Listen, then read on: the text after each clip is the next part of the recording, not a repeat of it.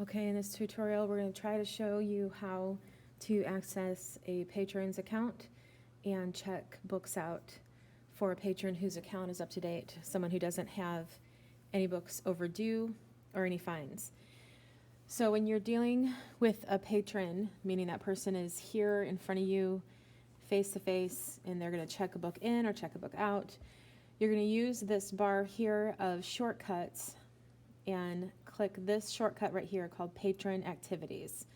So you click that once and it's going to open up this window here where you can access an individual patron's account. The default is to have the cursor here in the barcode entry that's there so that you can scan the patron's library card.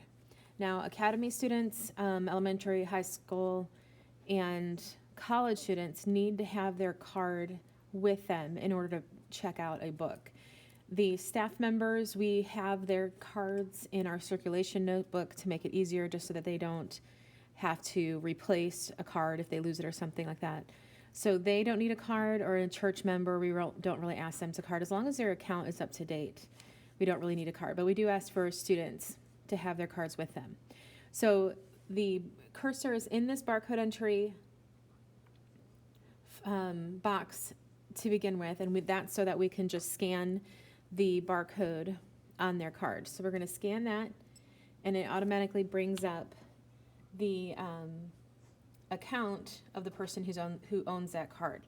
And this is my son's card. We're going to use his account during this tutorial. So once you have the student or the patron's account up, then you're going to use these tabs right here, get rid of that little box there, these tabs to interact with the patron. This is going to, you have the patron account up here, and then down here, this is what you're going to do for that patron. So in this case, we're going to check out an item. So we're going to just use this tab right here. And again, that barcode cursor is up here by default because this is going to allow you to just scan the item's barcode now from the book and check that item out. So we have a couple books here to check out for Nicholas. Most books, the barcode is going to be right there on the inside flyleaf of that book.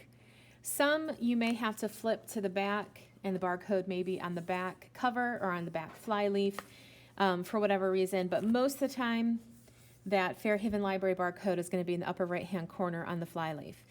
So we can just scan that item, and the title of that item then is going to show up right here on your list of items to check out. Now, this item has not been checked out yet. We're just creating a list of the items that we want to check out. So this is not checked out at this point. Until you click this button, this action button over here, then this item is not checked out. Okay, so we're just going to create a list of the items, and then we'll click check out when we're all done. A couple things about this list. When you hover over the item here, it's going to give you a little bit more detail about that book, including the full barcode and the accession number. And that can be super helpful if you are looking for a specific item, searching for an item to find that accession number. The other thing you want to note over here is your expected back date. The expected back date is a due date for that item, and we need to check that expected back date all the time to make sure it's correct. There are several times throughout the school year that we have to change the circulation period from 7 days, which is normal for a student, to maybe even longer, up to 3 and 4 weeks if it's during candy sale or at the end of the school year or the end of the semester. That expected back date will change. So we need to always check that at least once at the beginning of your shift to make sure that it is correct. And we'll do another video eventually about how to override that and how to change that. But for right now, we're just making sure that that's correct. Now today's June 1st, so because it's the summer, Nicholas is a student, his circulation period is 2 weeks. During the summer, we have periods of 2 weeks. Check out during the school year, it is 1 week. So right now we're just using 2 weeks. So this is correct, so we can go on to the next book. We're going to add another book to this list to check out, And then in order to complete the checkout, we go over here and this action button right here on the left, we're going to click check out these items. And then this window will pop up allowing you to print a receipt for your patron. Now, the default printer is actually right now the HP LaserJet. This is the printer for the library, the main printer. So you always need to make sure that the receipt printer is the one that is selected. And that is the Star TSP. We need to make sure this one's highlighted in order to print to that and not to the main printer. So we're going to make sure that's selected and then select print. And you can hear that printing over here. That's going to give us our receipt. I usually put this right in the front cover of the book and then give those to my student.